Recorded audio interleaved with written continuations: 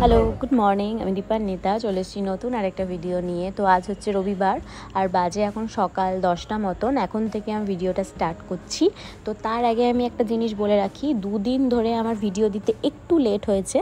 কারণ হচ্ছে সেটা হচ্ছে আমি বাড়িতে দুদিন ধরে একা, সে কারণে মানে একটু খিচিবিচির মধ্যেই ছিলাম, ভিডিও দিতে পারিনি। আর মা আর সানি চলে গেছে কলকাতায়, কারণ মায়ের একটা ছোট্ট অপারেশন হবে। তোমাদেরকে আগের ভিডিওতেই বলে রেখেছিলাম যে একটা ছোটোখাটো অপারেশন, পিঠে একটা সিস্ট টিউমার টাইপের হয়েছে, তো ওটাকেই অপারেট করা হবে। তো আমরা এখান থেকে করব না, বাইরে থেকে মানে কলকাতা থেকেই করব ঠিক করেছি আমরা। তো ওরা আগেই চলে গেছে, আমার কিছু কাজের কারণে আমি দুদিন পরে যাচ্ছি। তো সকালবেলায় স্নান টান রান্না বান্না পুজো টুজো সব কিছু কমপ্লিট হয়ে গেছে। এখন আমি যাচ্ছি মিষ্টি কিনতে, কারণ আমাদের এখানকার যেটা ভাপা সন্দেশ সেটা খেতে মামারা খুব খেতে ভালোবাসে, সে কারণে এখান থেকে নিয়ে যাব। আর আমার যেহেতু ট্রেন হচ্ছে বিকেলবেলায়, সে কারণে আমি ভুলে টুলে যাই যদি, তাই জন্য এখন কিনে আনা। আর যাব টিকিটও কাটতে আমার, কারণ আমার যেহেতু হুট করে প্ল্যানটা যাওয়ার, সে কারণে আমি এমএলএ কোটা একবারে ফেলে আসবো। টিকিটটা জানি না কতক্ষণে কি কনফার্ম হবে না হবে। তো চলো এখন বেরোনো যাক, বাইরে প্রচণ্ড রোদ, একদম মুখ টুক ঢেকে ঢেকে যাবো। তো চলো এরপর বেরোনো যাক।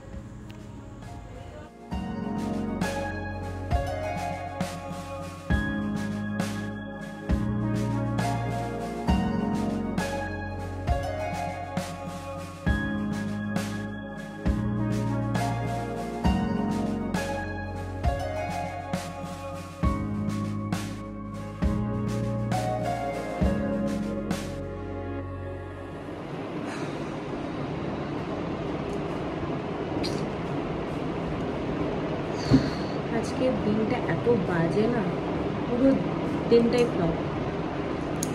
সকাল থেকে তো মানে ওইটুকুনটা ব্লগ করলাম, তারপরে আর কিচ্ছু করতে পারিনি। ব্যাপারটা হচ্ছে সকাল থেকে আমি একটা জিনিস খুঁজে পাচ্ছি না। সকাল থেকে বলবো ভুল, আগের দিন থেকেই পাচ্ছি না জিনিসটা। ইম্পর্টেন্ট জিনিস, খুব ইম্পর্টেন্ট জিনিস, যেটা হারিয়ে গেলে আমি বাড়িতে গাল খাবো প্রচণ্ড। মানে আমার এটুকু মনে আছে আমি বাড়ি অবধি এনেছি, তারপরে আর মিসিং, খুঁজে পাচ্ছি না। তারপরে সেকেন্ডলি যেটা হচ্ছে আজকে ব্যাপার, তো আমার এটা যাওয়ার কথা ছিল না, আগে থেকে টিকিট কাটা হয়নি, তো কনফার্ম হয়নি। টিকিটটা আজকে এমপি কোটাতে কেটেছি, তো এটা কনফার্মও হয়নি আমার। আমি জানি না, আমি যাচ্ছি, গিয়ে দেখি টিটির সাথে কথা বলবো। ওয়েটিং দেখাচ্ছে এখনও, যাই কী হচ্ছে না হচ্ছে। মানে সত্যি মানে এত লাপরওয়া হলে এরকমই হয়। মানে আমার এইসব জিনিস হয় না সচরাচর, কিন্তু নিজেকে বাজে লাগে এইসব জিনিস। রেসপন্সিবল হলে না খুব বাজে। এখন আমার খুবই দরকার, ইমিডিয়েট দরকার, সেই জিনিসটা আমি হারিয়ে ফেলেছি।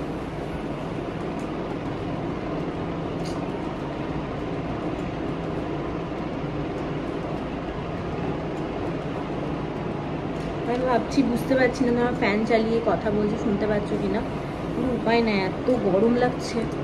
তার মধ্যে আমি চলো ঝটপট রেডি হয়ে নিই, না হলে ট্রেনটাও পাবো না।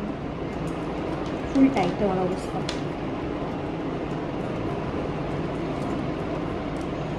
তো চলো একবার রেডি হয়ে বেরোনোর সময় দেখা হচ্ছে।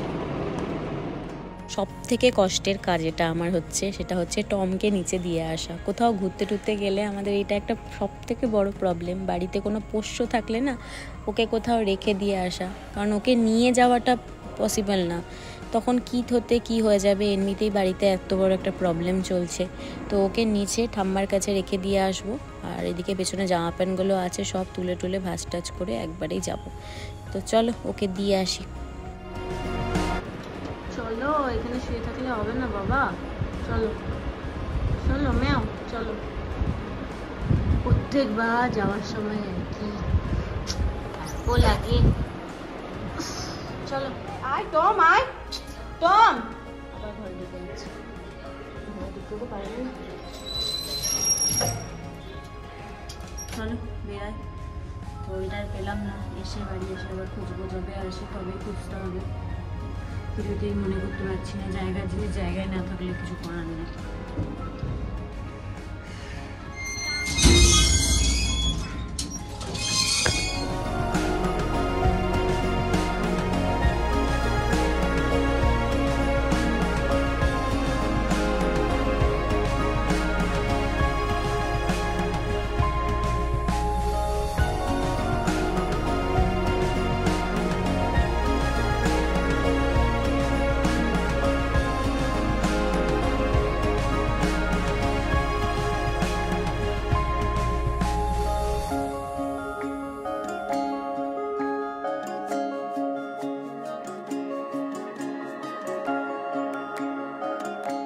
অলরেডি আমি ট্রেনে চেপে পড়েছি আর আমি সিটে বসে পড়েছি, কিন্তু আমার সিটটা কোনো কনফার্ম না, এখনও ওয়েটিং আছে। বাট কিছু কারণবশত আমার একটা সিট ফাঁকা ছিল, সেই কারণে আমি বসলাম আর আমার পাশে একজন ভদ্রমহিলা বসেছিল। তো আমি তো টেনশন করছিলাম, টিটির সাথে কথাও বললাম যে আমাকে কনফার্ম করে দিতে এটা, তো কিন্তু টিটি কিছুতেই কোনো কথাতেই কোনো কিনারা করতে পারলাম না, প্রচুর ওয়েটিং ছিল। যাই হোক, বসে আছি, বসে থাকতে থাকতে এক একটা স্টেশন আছে, আমি ভাবছি কি যে এই তো আমাকে উঠে যেতে হবে, এতদূর দাঁড়িয়ে দাঁড়িয়ে যাওয়াটা চিন্তাও হচ্ছিলো, সেই কারণে আমি কিছু খাবারও খেতে পারছিলাম না। যখন আমি বেথুয়াতে এলাম তখন আমি ভাবলাম একটা চা নিই, চা খেয়ে আমার টেনশনটা দূর করে কৃষ্ণনগর এলাম। কৃষ্ণনগর থেকে এখন চলে এসেছি ব্যারাকপুর নেমে। তোমাদেরকে বাড়ি গিয়ে আমি হিস্ট্রিটা বলছি, কীভাবে আজকে আমার ট্রেনের জার্নিটা আমার কাটলো। চলো, টোটো চলে এসেছে, এখন টোটো করে বাড়ি যাই, বাড়ি গিয়ে তোমাদেরকে জানাচ্ছি। এই জাস্ট ঢুকলাম বাড়ি, তো সবাই দেখছি আছে, গল্প গুজব করছে, তাই আমি ছাদে এলাম ফ্রেশ হয়ে, কারণ নিচটা প্রচণ্ড গরম আর একটু আগে নাকি শুনলাম বৃষ্টি টিষ্টি হয়েছে, তো ছাদের হাওয়া ভীষণ ভালো দিচ্ছে। তো আজকে এত একটা ভালো ব্যাপার হয়েছে, সেটা হচ্ছে, তো আমি তো তোমাদেরকে বললাম একটা টেনশনের মধ্যে দিয়ে যাচ্ছিলাম যে টিকিটটা কনফার্ম হয়নি, আমার ওয়েটিং ছিল, তার মধ্যে একটা জিনিস খুঁজে পাচ্ছি না, ওটা তো একটা চাপ ছিল মাথায়। তার মধ্যে এটা একটা ছিল যে অত দূর রাস্তা দাঁড়িয়ে দাঁড়িয়ে যাওয়াটা সম্ভব না, যতই হোক না কেন। যাই হোক, তো আমার যে সিটটাই বসেছিলাম ফাঁকা ছিল, ওই সিটটা প্রথম থেকেই ফাঁকা ছিল, বহরমপুর থেকে যখন উঠেছি তখন থেকেই ফাঁকা ছিল। তো ওই সিটটাই আমি ভাবছি এই বেলডাঙ্গা এলো, এই পলাশি এলো, এই বেথুয়া এলো, এই কৃষ্ণনগর এলো, আমাকে এবার নেমে যেতে হবে। মানে অলমোস্ট রেডি ছিলাম, আমি ব্যাগ নিয়ে রেডি ছিলাম যে এবার হয়তো আমাকে সাইডে দাঁড়িয়ে থাকতে হবে বা কিছু, নামতে হবে না, মানে কামরা থেকে নামতে হবে না, বাট হ্যাঁ সিট পাবো না। যাই হোক, তো কী ভাগ্য আমার, মানে ঠাকুরকে যাওয়ার সময় বলে গেলাম যে যেন নামতে না হয়, তো বেশ মানে ঠাকুর কথা শুনে নিয়েছে যে আমাকে নামতে হয়নি, আর বসে বসে আরামসে ব্যারাকপুর চলে এলাম, সেটাই। তো যাই হোক, সারাতে এখন হাওয়া খাচ্ছি, আবার মনে হয় বৃষ্টি আসতে পারে, কালো মেঘ করে উঠেছে। আর হ্যাঁ, তোমাদের একটা জিনিস দেখায়, সেটা হচ্ছে গাছগুলো, অনন্যাদি গাছগুলো লাগিয়েছে, বেশ বড় বড় হয়ে গেছে। আগের বার এসেছিলাম তখন দেখেছিলাম যে গাছগুলো বেশ ছোট ছোট আছে, তো অনেক বড় হয়েছে অনেক। আমি তোমাদের দেখাচ্ছি, দাঁড়ো।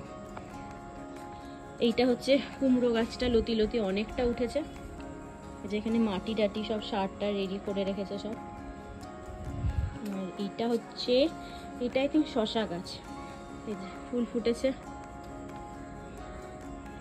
সব মানে অন্ধকারে না গাছগুলো অতটা ক্লিয়ারলি বোঝা যাচ্ছে না, তবে কালকে সকালে আমি দেখাবো কি গাছ আছে আর কিভাবে অনন্যাদি পরিচর্যা করে, সব কিছু দেখাবো তোমাদেরকে।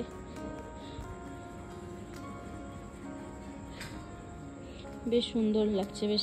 এটা মনে হয় বিনস, মনে হয় যত সম্ভব, বুঝতে পারছি না অন্ধকারে।